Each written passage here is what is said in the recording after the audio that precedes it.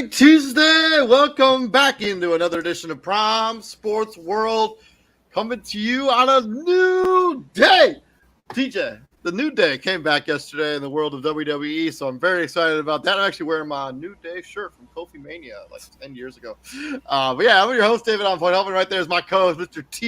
TJ Hopkins. And on today's show, we're going to be breaking down the New York Football Giants as we're talking about their season. One of the surprise teams in the NFL last season, as many people predicted them to be the worst team in their own division. Ended up being a playoff team and ended up upsetting the Minnesota Vikings in the first round of the playoffs, only to get beat down by the San Francisco 49ers in the second round of the playoffs. But TJ, welcome to the show, my friend. How are you? Same-ish, different day. You know the use. Yeah, how I go. Well, yeah, but are you excited about the New Day coming back? They returned after Kofi Kingston got hurt. Big E's still out, but I didn't watch it, so. And the news I got about Big E is it's tough. I think it's tough, but it's not the end of the world. Yeah, he can still be a manager or something. We'll see what ends up happening. Let's talk about the New York Football Giants. And let's talk about our number one storyline is Daniel Jones got paid 4 years, $160 million. I can't remember how much the guaranteed money is. But now that they have Daniel Jones paid, I put Dan Jones as a YouTube that I follow likes to call him Dan Jones, so I just went with that. Now what for the New York Football Giants? It kind of ties right into the second storyline with Saquon Barkley's future with the team. What is his offense supposed to look like this season with the wide receiving core still kind of being a question mark for the New York Giants? This offensive line has gotten better every season as they've continued to draft well. And Saquon Barkley has been a big part of what made this team go last season. What do you like? What do you make of Daniel Jones getting paid? What do you make of the Saquon Barkley situation? What do you make of this wide receiving core? First off, it's $82 million guaranteed. Thank you. That's what he got. Daniel Jones got paid. Now what? Now win. Prove that they made the right decision by giving you that money. Because 90% of the people out there think they made the wrong decision in paying you versus tagging Saquon Barkley. They think it should have been the other way around. You pay Saquon, then you tag Daniel Jones because Daniel Jones hasn't done a goddamn thing to warrant the contract he got. We talk about this a lot. Daniel Jones had one season where he was even remotely startable as a starting quarterback in the National Football League. And he's going to be making $40 million because of it. That just seems nuts to me. And not to mention, this is a guy who has never thrown over 3,500 yards. He's never thrown over 25 touchdowns in the season. Like, yes, 2022 was his best season as a football player, but still we're talking about 3,200 yards passing, 15 touchdowns to 5 picks. Yes, he does give you a lot with his legs, 700 yards rushing with 7 touchdowns on the ground there. But those are just not productivity that you expect out of a guy who's going to be getting paid $40 million. Along with 44 sacks.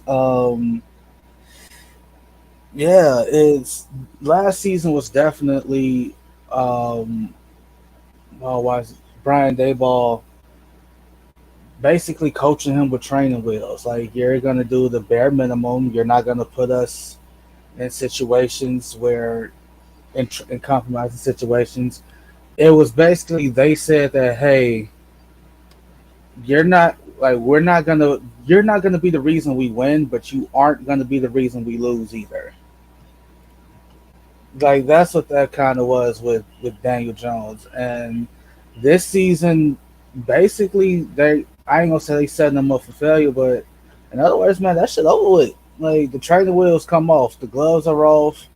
Like, when you learn how to ride a bike without training wheels for the first time, your dad or whoever else holds on to the back seat, onto the seat for you while you the hand is gone. You're done. Like, hey, I'm gonna get you started. I'm gonna push you down. I'm gonna push you, and then after you start pedaling, I'm letting go.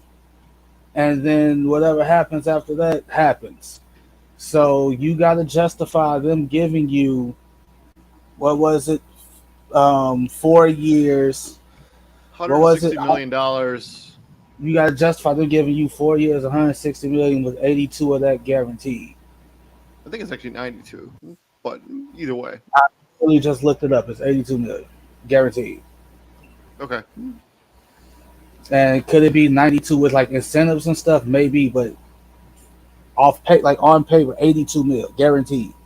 So yeah, and this is not the fan base. This is not the city, the town to be a bum after you get paid. Like you are, I mean, like your saving grace, you're gonna be competing for that backstage, that back page cover with the Jets because they are worth their offense is finally gonna be worth talking about for the first time and God knows when. I mean, this Right? Giants offense wasn't even all that good last year. I mean, they really benefited by the fact that they had a great defense last year. Paying Daniel Jones feels like a really not a great decision. Like I don't mind giving Well, him like bringing him it's back. the I think you had GM. to bring him, but you have 4 years, It's 160 million dollars. Is so much for a guy who's really has been really basically unproductive for every season besides one. Um, every season besides one. It's no, it's the G. It's who's their GM. Like this is his guy, right? He cannot. He can't. hold on, I forgot. No, it's not. It's not who that I'm guy's thinking of. gone. I'm pretty sure the guy you're thinking of, is gone. Yeah, Joe Shun. Yeah, he's not the guy who drafted Daniel Jones. That guy, his name is Jerry Reese, or Dave Gettleman was the GM who took Daniel Jones. Dave Gettleman, he's no longer there. Joe Schoen is now or Oh, Cheyenne. I'm not sure. Joe Sean just got hired. Like he literally, Yeah, like they literally just fired. Dave Gettleman. Which, so dude been on the job for a year, and I don't know what I guess it was like. Show me your. So he's been there since 2022. So he's been there for 1 year. January 21st, 2020. He's been there for a full year. This is his first off season. And your first And choice he's the one that hired Brian Daboll. And your first choice is like, hey, I'm gonna pay Daniel Jones. I mean, I get like they weren't in a position to get one of the quarterbacks in this year's draft class. I get that, but at the same time, it's man. Again, Daniel Jones is not worth the money they gave him. Saquon Barkley, we talked about that too. You did all that hooping and hollering on the Zoom call just to be like, all right, I'm going to sign the tag deal. Like, no, at some point in time, if you got guns, you got to stick to them. Actually, like, he didn't technically sign that. He signed something like a different. He didn't sign his franchise tag. The Giants offered him a different kind. It's a deal. It wasn't the franchise tag. It's a deal. It's less than the tag. It's worth more than slightly more than his tag. The franchise tag was worth about $10 million, fully guaranteed money. The contract he signed was worth $11 million. 11. Wow, yeah. What a difference. Right. No, but if you got guns, you got to stick to them. You can't say we're devalued, we're this, we're that, and then when they offer you a joke of a contract, you go and sign it. You can't do that. So you can't be frustrated with your contract situation when you contribute to the problem. Plain and simple. I'm not really sure what his future is with this New York Football Giants. Like moving on from Daniel Jones, like I still have major concerns about this wide receiving core. I mean, I'll say you didn't address it all in the draft. You addressed it with Paris Campbell in free agency, or Jalen Hyatt is just still on the team now. You addressed it a little bit with him with a second round pick. But otherwise, we don't really know what Jalen Hyatt is going to be like in the NFL just yet. This wide receiving core is kind of up in the air. I mean, Darren Waller is obviously a major upgrade at tight end, even though I did like Daniel Bellinger when he was healthy. But this team's going to go as far as Saquon Barkley can carry them. I mean, he's the best player on this offense. No disrespect to Andrew Thomas and Evan Neal, who are excellent tackles. Saquon Barkley is the engine that makes this offense go. And if there's any friction between him and the front office, I mean, that could be a real touch point for this New York Giants team as they try to continue what was a really successful 2022 season last year. Because like the talking point or argument point that everybody wants to bring up is, name a time a team has won a Super Bowl with a running back. I'm like, that's not their point. Like, that's literally not their point. Also, the teams that are running back heavy are running back heavy. Like it's clear that they're not going to win a title. But even more so, if you take these guys off out of their offense, out of those systems, how do you think the offenses are going to look? Like literally, Yeah. take Saquon Barkley out of the Giants' offense. What are we watching?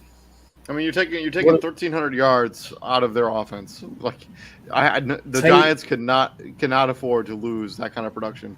because They the just teams can't. because the teams that are winning, and it's a select few of them, and of 32 NFL teams, only 5 teams have these so-called franchise guys where it's like, all right, it doesn't matter who you put around them, they're gonna be fine. And yeah, every team doesn't have that. Like every team obviously don't have Pat Mahomes, Joe Burrow, and so on and so forth. But like Daniel, if you think Daniel Jones is the guy that gets you over that hump, I need Yeah. what y'all on. I need a hit of it, and I need it better be good. It better be good. And so, yeah, I'm not totally sure what the future is of Saquon Barkley when we talk about the New York Giants. I don't think it's going to be. I think it's a little bleak, in my opinion. I think that they've shown a little bit of disrespect to him as the position as a whole. I think that he probably will be no longer on this team when we're having this conversation next offseason. Because I don't know what. I realize I could Because be wrong. if I'm him, I don't know what more I need to do to get the guaranteed or big contract that I'm looking for, especially from them. Like if they got concerns about the injury, like then I guess I understand it. But at the same time, Talkman Bomb comes up 3-2. At the same time, he's been their offense since he's been there. Yep. Like, When he's since healthy, there. he's made the Giants go. He's had 1,300 yards his first rookie season, 1,000 yards his second season. Obviously, he dealt with 2 injury-riddled seasons in a row. Got back into form with 1,300 yards. The receiving yards have slipped a little bit from what the production we were seeing out of him as a quote-unquote rookie and a second-year player. But he's really been their most important player on offense, and this is not even like a remote debate. It's not even close. It's like you what you call it. You pay Kenny Galladay big money, didn't work out. Sterling Shepard, same thing. Can't really stay healthy. Evan Ingram's hands were inconsistent. What's his name? The one Darius Slayton. He's at one point in time he was Daniel Jones' most consistent guy, but on a good team, he's a 3. He's not a 1. For sure, 100%. He's a 3. Even the guy they have listed as their wide receiver 1 right now, Isaiah Hodgins. He's not a number 1 wide. He's not a 1. And so let's go ahead. Well, I was going to swing back into moving on from Saquon Barkley conversation. Let's talk about this Giants team. So they kind of had a really good season last year. Are you expecting the Giants to repeat that level of success this year, or do you think this is going to be one of those scenarios where it's going to be a one-hit wonder? They finished the season 9-7-1 last year. Obviously, we're one of the wild card teams. They ended up going on to beat Minnesota in that playoff game in Minnesota, and then actually they got beat by Philly, not San Francisco. I was wrong. 38. So either way, they got slacked. It doesn't matter. But what are we expecting from the Giants? Are they going to end up being a one-hit wonder where they have one good season, then they're probably going to be terrible again? It's going to be tough because we see this all the time when coordinators get jobs in their first year, then the offense pops and the team does a little bit better than what they're anticipated to do, and now it's that second year is also important because it's now teams have you on tape. Teams know what you like to do. So how do you adjust to being on tape, and how do you adjust to their adjustments? Also, your schedule is going to be just a tad bit harder. You were a playoff team last season, so it's going to be harder, right? Can they be one and done? It's possible. It's possible. Since 2012, the Giants have not had a single back-to-back winning season. In 2011, they were 9-7. In 2012, they were 9-7. That was the last time they've had back-to-back winning seasons. The season after they went 9-7, where they finished second in the NFC East, they followed it up by the 7-9. And then you remember in 2016, they were 11-5 that season. Got beat by the Packers teams in a resounding fashion. They ended up going that next season 3-13. So we're talking about these Giants team. They don't really have a great track record when it comes to the Giants, especially over the last decade, of being able to build on success in back-to-back seasons. And I think that's going to be another case here, where Brian Daboll, you got a fairly easy schedule last season, so they benefited by the fact they were playing a fairly cupcake schedule, and they won a lot of close games. Like I'm not expecting them to do that. They're not going to sneak up on people again this year. Yeah, welcome to the show, Izzy. What's up, buddy? Yeah, but like to your point, David, they just what's up, Izzy? I see you with your aviators on. I had to get that. had to get in the rock eyebrow real quick here. Yeah? Smell what he's cooking. Yeah. But at the same time, but David, to your point, no, they just want to keep milking those two runs that Eli Manning went on all those years ago, and just they just want to keep milking those and riding those out. But to your point, yeah, all of this hinges on Daniel Jones now. Like I don't think Giants fans are necessarily happy about that, because I wouldn't be. Yeah, Izzy, I don't know how much you heard, but enough. David's first talking point is Daniel Jones got paid. Now what? Now when? Right? I was not a big fan. I was not a big fan of that signing. Just because of the previous years. I mean, you have 1 year. I guess we're in that era where it's like, okay, we're gonna reward. Look at Brock Osweiler, right? He got rewarded with a huge contract in Houston after he had a handful of games? Handful of games in Denver? And that's why bad teams stay bad.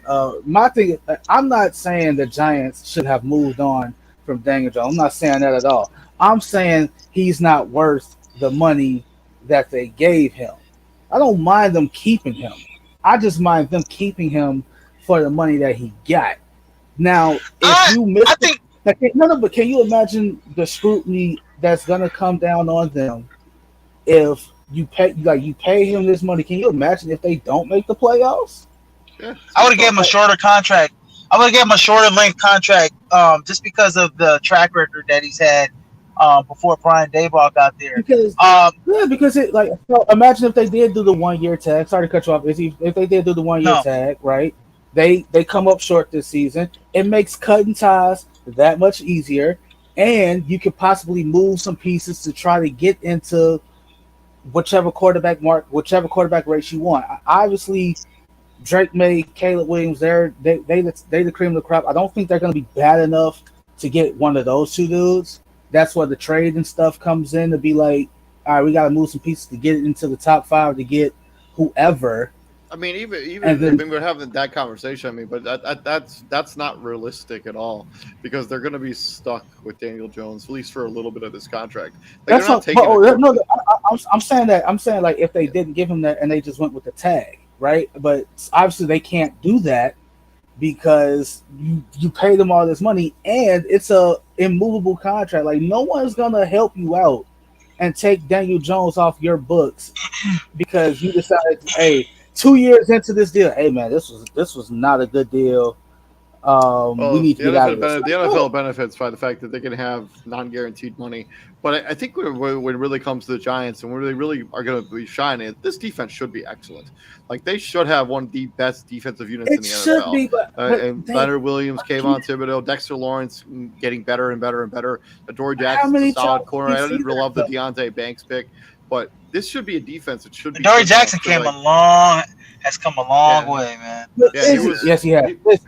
But how many times have we seen good defenses get wrecked because their offense is inept and their offense can't give them a long break because the offense is 3 and out, and then the defense is like they holding on, but that's eventually every damn breaks. That was Chicago Bears for many years. 100%. Yeah, It was also every team for if you have a great defense, eventually with a terrible offense, you're eventually going to break. Oh, sorry about that. Well, I was talking about the 1 year wonder thing about the Giants, just real quick. I think, and I'll tie Daniel Jones into it. I think going from I think you guys are right. In a way, half. I see two sides. I think Brian Daboll is not Joe Judge. Okay, that first year that Joe Judge, that first year Joe Judge was there, all that rah stuff, like it worked. And then after that, they were like, "We ain't listening to you no more. Like your X's and O's are terrible." And then you get Brian Daboll, who is, he's come in and he's turned Daniel Jones' career around. I mean, very much so as how he did with Josh Allen, right? Well, not turn Josh Allen's career around, but he developed, helped develop a Josh Allen, right? Improved them. So I'm wondering to see what next steps Daniel Jones could take under Brian Daboll and what the team's going to take. I think that this team has a better understanding under Brian Daboll. I think he has a better leadership qualities over Joe Judge and over the previous regime. Now, am I comparing him to Tom Coughlin, a Hall of Fame coach and front office guy? Hell no. I'm not going to compare him to that. But I think that Brian Daboll has the intangibles to take a team like the Giants, to the next level in the playoffs. There's a lot of good teams in the NFC. Philly, San Francisco. Even your own team in Dallas. Even if let's say the Giants tap out and they play as good as they're capable of playing, they're still the third best team in their own division. Yeah, absolutely, and that's a gauntlet. The NFC East it's a tough division. It's a tough division.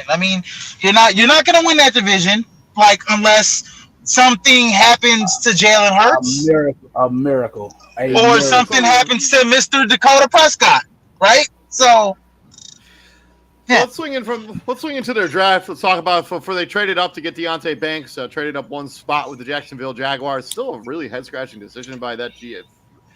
They took the center out of Minnesota with the second pick. They took in the third round. They took the flyer and Jalen Hyatt, running back Eric Gray, potential Saquon Barkley replacement potentially there out of Oklahoma.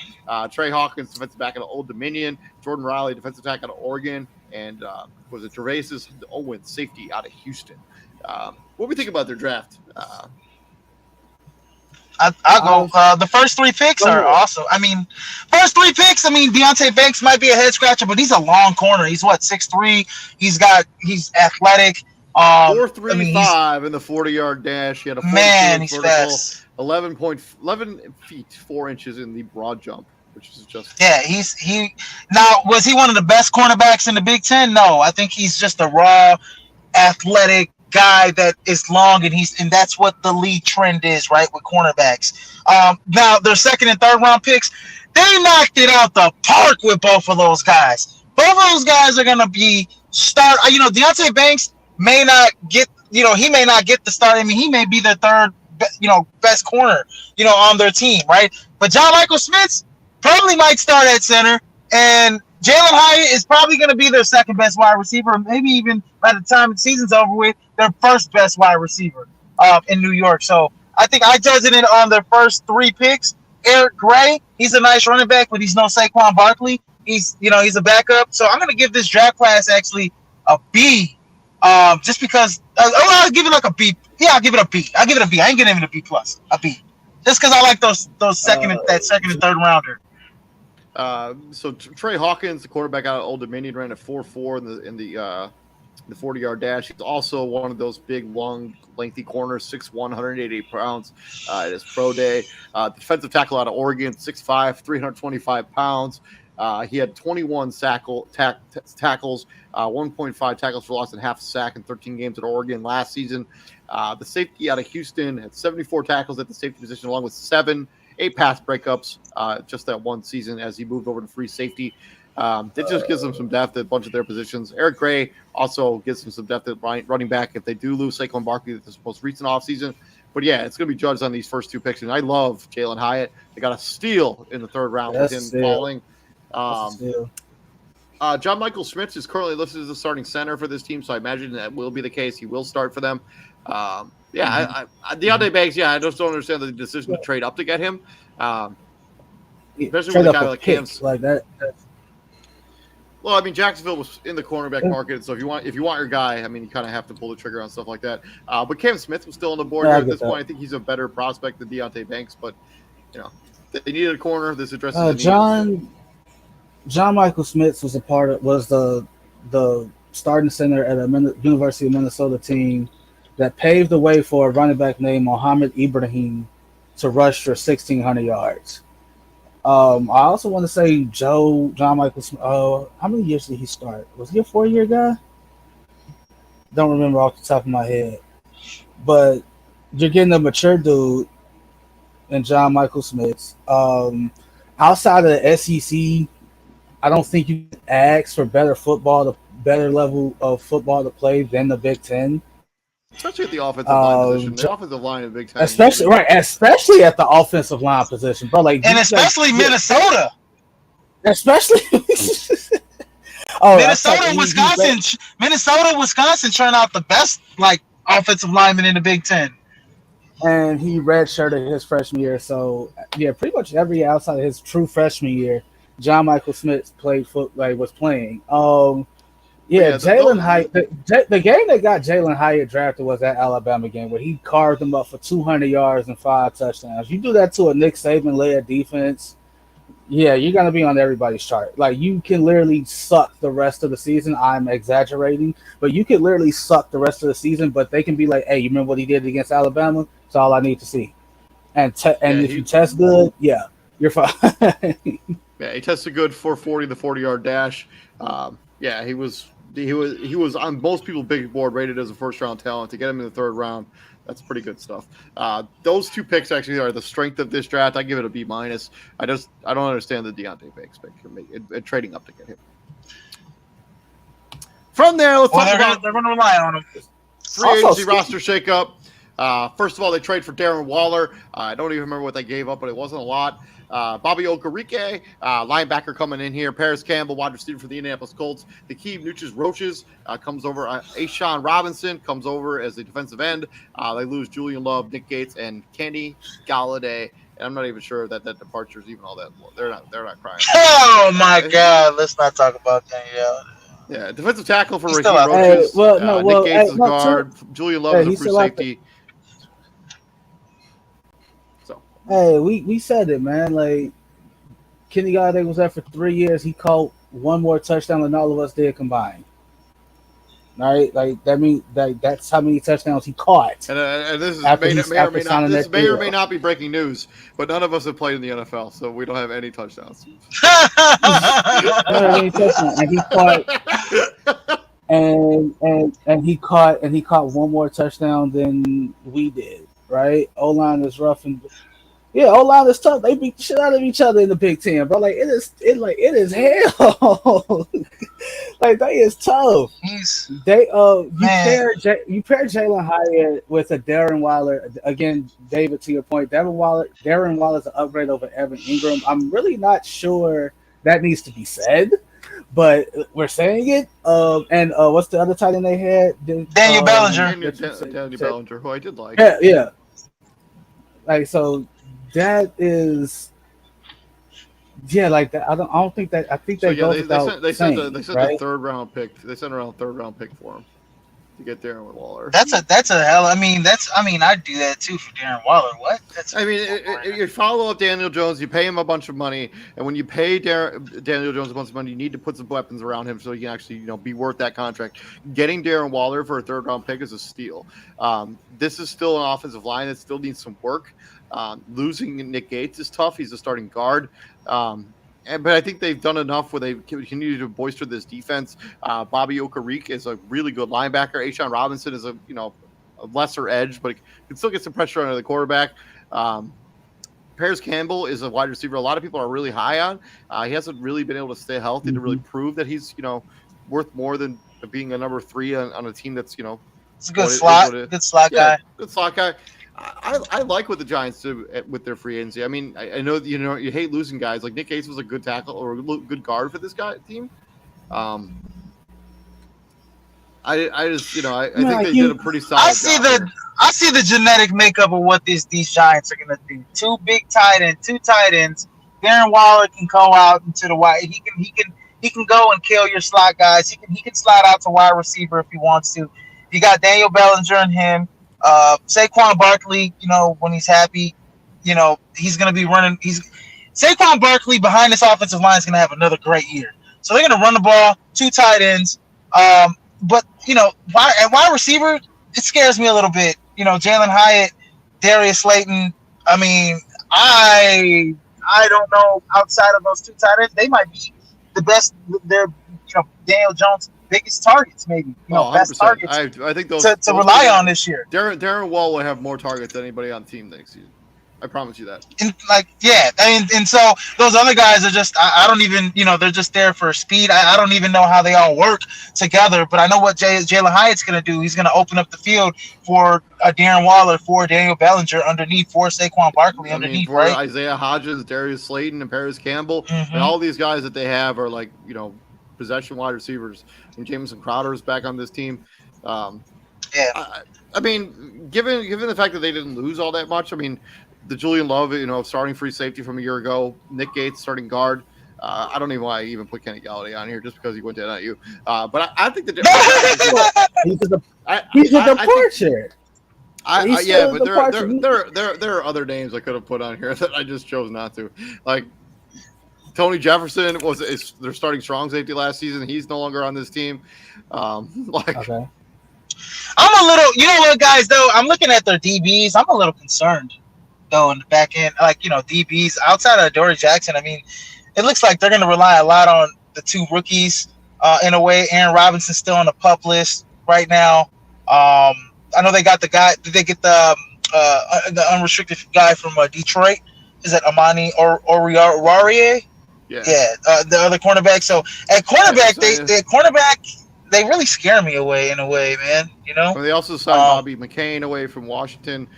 They also, Amani or Rockery. I'm not sure. Amani Orare? Yeah, I think I got that right. Yeah. But yeah, as far as roster shakeup, I actually like what the Giants did here.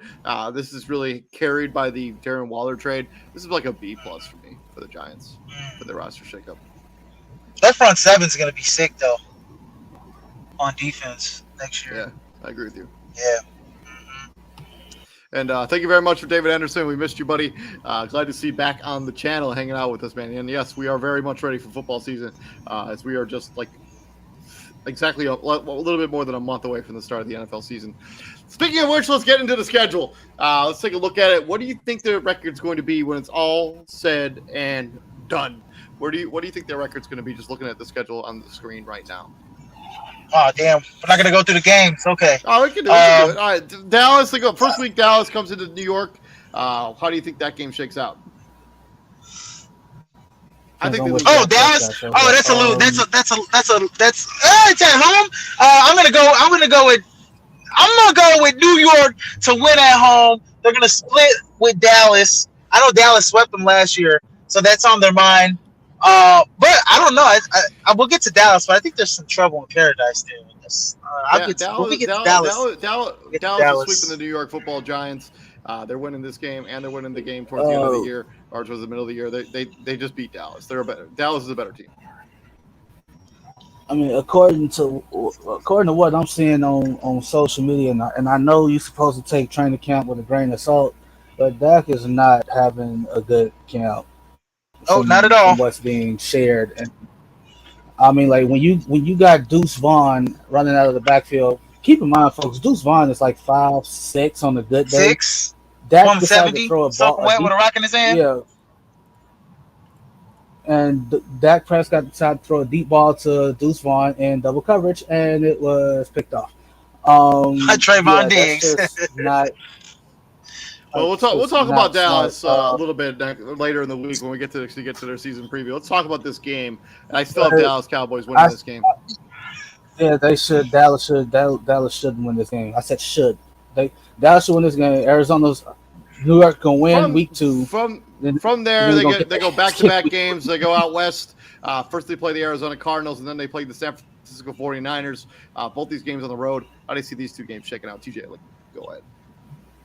Again, they beating the Cardinals because Kyler Murray's not playing, and Arizona is clearly in the market for a new quarterback, maybe.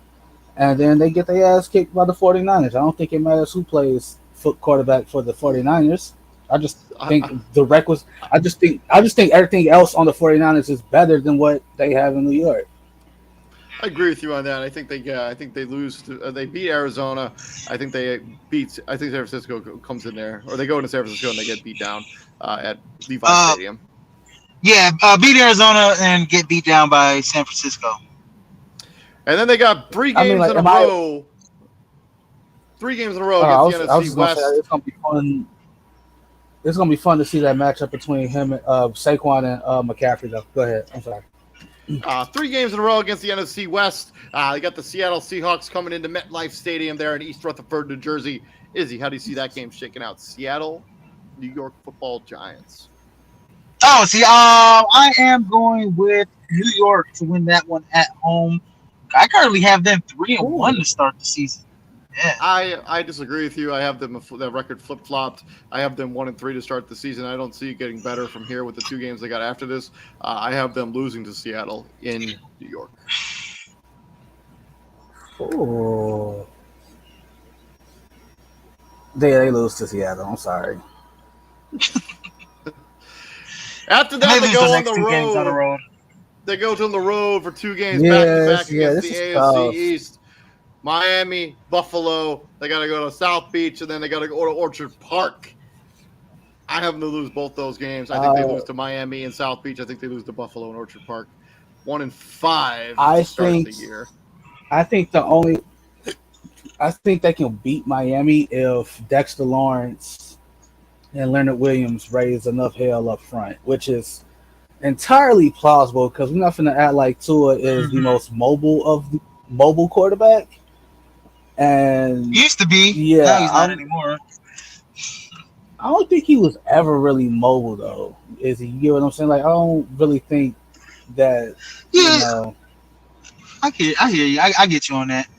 Like, but you know what I'm saying? All right. I think in that Miami game, I think Tua doesn't have to be mobile. I think Tua's the most accurate quarterback in football. Well, whatever. He had the highest quarterback rating, right? In football last year. So I think Tua's gonna attack those young corners. If the opposing DB's got to give my 2 receivers 10 yards of cushion, and all I gotta do is run 6 and sit down, then yeah, it's absolutely. Oh, and then if you're gonna rely on Hawkins and Banks and Adoree Jackson to cover those 3, now it's 3 guys in Miami that are fast as all hell, right? So Miami for the win and Buffalo for the win. So it's tough. And they get their second. To me, they get their second win of the season against Washington. I agree with you on that. They go back to the East Rutherford, New Jersey, after losing basically 3 games in a row in my book. They go to the Washington Commanders, come to town, and the New York Jets. Basically, they play in the same stadium, so they both come to town. I think they beat the Washington Commanders. I think they sweep them this year. I'm gonna just be an advocate. I think the Giants and the Jets should play each other every year. That's just me. I just think get a real college football feel to it. That get these, depending on, I don't care what year, what the schedule is. These 2 teams should play each other every year, just because why the hell not? When they play the same building, is that? I got them beat them 10. Uh-oh. Izzy was saying something. Oh, my bad. I got them beating Washington, and I'm sorry, somebody called me. I got them beating Washington, and I got them beating New York. Just because you already know I got them beating. Yeah, whatever. I'm not. They beat the Washington Commanders. I do not think they can beat the New York Football Jets. I don't care where that game is being played. I think the Jets with Aaron Rodgers is going to be a better team than New York. I think they're just better than the Giants. I got the command. I got them going 1-2. It's just 1-1. It's the same thing. It's the same thing with Miami, bro. Like if they can get the Aaron Rodgers and get to him early, and knock him off his square, knock him off his spot, then they got a chance. Can they do it for four? Like, can they do it for 4 quarters?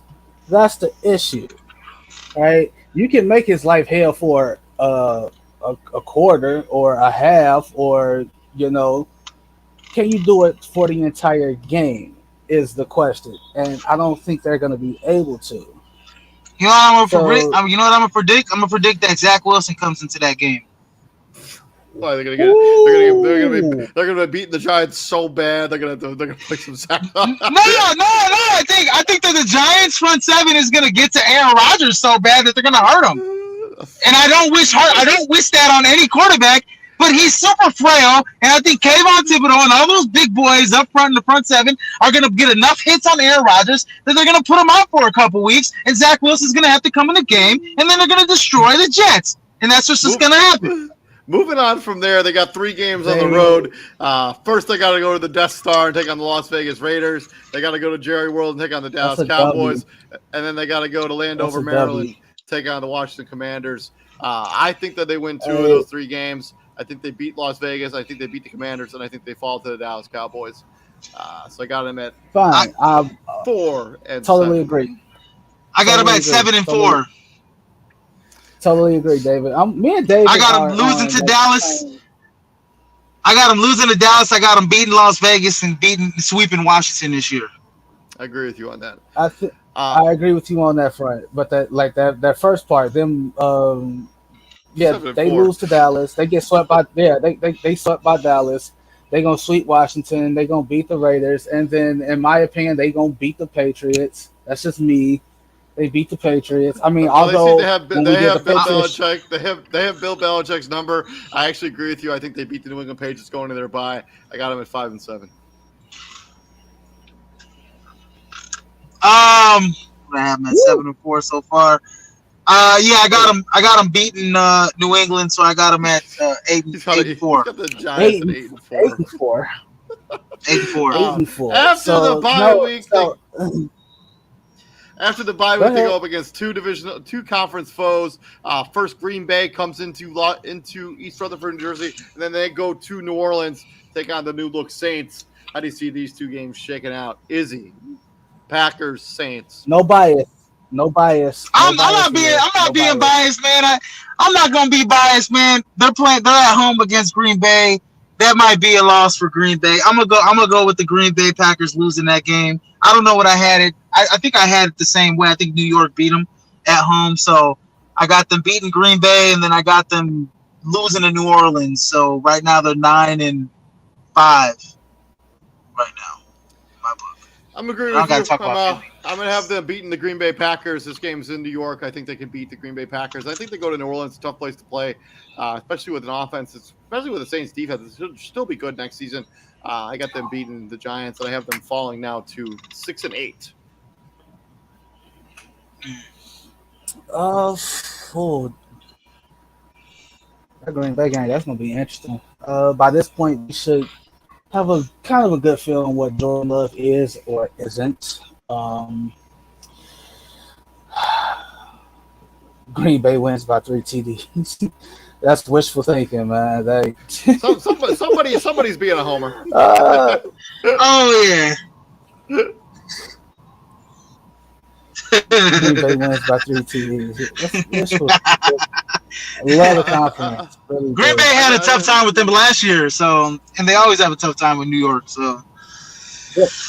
And they lost last year, and that game was in London, right? That was a London game, right? Yeah. Yeah, they won that game 27-22. Yeah, Dave, you said they beat Green Bay, but they lose to New Orleans? Yeah. Yeah, okay, I'm on that. I agree with that. Yeah, because New Orleans, that's just a tough place to play. Like, that Superdome that's a whole nother monster. And then from there, their final 3 games of the season, they go up against the back-to-back NFC champs. First, they go up to Philadelphia into the Link and take on the Eagles. And then the Rams come to town. Don't forget they won the NFC just 2 years ago, and they come to East Rutherford. And then the Eagles come back to town as they have 2 of the last 3 games of the season. They go up against the Philadelphia Eagles. Yeah, I think I actually think the only game they lose win in that stretch is they beat the Rams at home. Because I don't really know I don't know what to expect out of the Rams this upcoming season. I got the Giants, but I got them swept by the Philadelphia Eagles. They're just the best. They're the best team in the NFC. I think in Philly it's going to be a blowout. I think in New York it's going to be. I'm talking about the Philly games. In New York, I think it's going to be a lot closer than what people think, especially at the end of the season. Especially if the New York Giants are fighting for their playoff lives, I think they're going to try and make that a dogfight. So I think that's going to be a closer game than what people think, especially if Philly has like the number 1 seed, overall seed wrapped up, and they don't need to even play Jalen Hurts, which I think might be the case. Then I think New York wins that game. So I'm actually going to go with them beating Philly and winning the last 2 games. LA, they beat LA and they beat Philly, so they're an 11-win ball club. 11 wins. 11 wins, baby. Chris should be happy. Chris should be happy, baby. How much is Christian Simpson paying you for that record? I'm sorry, but I see them winning 10, 11 games, man. Brian Daboll is the truth, baby. I think I already said they're getting swept by Philadelphia. They're beating the Rams. One thing to keep in mind when it comes to Philly is new coordinators all around, right? So Shane Steichen, the guy that Jalen Hurts thrived under because he spent more than that was his first time having the same offensive system in back-to-back school, right? So that's gone. So now it's a new system, kind of. Right, it's probably the same, but a new guy just gonna tweak it to his liking. And the new defensive coordinators, like they lost both their coordinators in a matter of like 12 hours after the Super Bowl ended, and I don't know how that's gonna fare in Philly. I mean, luckily for them, they got the talent to overcome it. I'm not saying like it's gonna hamper them against the Giants. I'm just saying it's something to keep in mind. All together, 11 and we'll wins, talk about that a little bit when we get to the Eagles preview next week. 11 wins, huh? Ooh. I can't do that with a straight face. Like I got them at 7 and 9. I have them at hey man, I see. You mean 7 and 10? Because 17 games. Oh, yeah. 7 and 10. I must have missed 7 and 10, 8, 9, 7 and 10. Somewhere in there. Like I think they're 7, 8 ballpark. They're not winning 11 games. I just don't believe that. 8 to 9 win game ceiling. I think David Henderson's right on the money there. So you have them not making the playoffs? Yeah. Get out. I mean, 11 wins, baby. If we're putting the Detroit Lions into the playoffs, and I'm still thinking Minnesota's going to make it, somebody has to not make the playoffs, and one of those teams that's not going to make it is the New York Football Giants. So somebody has to win the NFC South, unfortunately. Unfortunately. See, look at you. I can't say 11 wins for the Giants, but you got 11 wins for the Falcons? Get out of here. 10 wins. I think they can win the 10 wins. Oh, okay. But you gotta factor this in. The Atlanta Falcons also gets to play against the NFC South all season. But yeah, thank you very much for checking us out here at Pride Sports World. Let me know what you think about the Giants season down in the comment section. If you think they'll be closer to 7 wins or closer to 11. But yeah, I'm David Huffman right there. Israel Rivera. Thank you very much for joining us. Please like, share, and subscribe to the podcast. On tomorrow's episode of the show, we're going to be jumping back into fantasy football and give you guys a prediction. Give you guys some draft strategy. Give you guys our shit list because everybody does have a shit list when it comes to fantasy football. We're going to give you our full list. The Dallas Cowboys will be on Thursday night. You don't want to miss that content, Mr. Henderson. You also don't want to miss our draft content, our fantasy football content as well. And Izzy, what do we do here at the Prime, my friend? We bring the heat, ladies and gentlemen. Bring the heat 24/7. 365. We'll be back here tomorrow breaking down some fantasy football. Y'all have a good night and stay safe out there.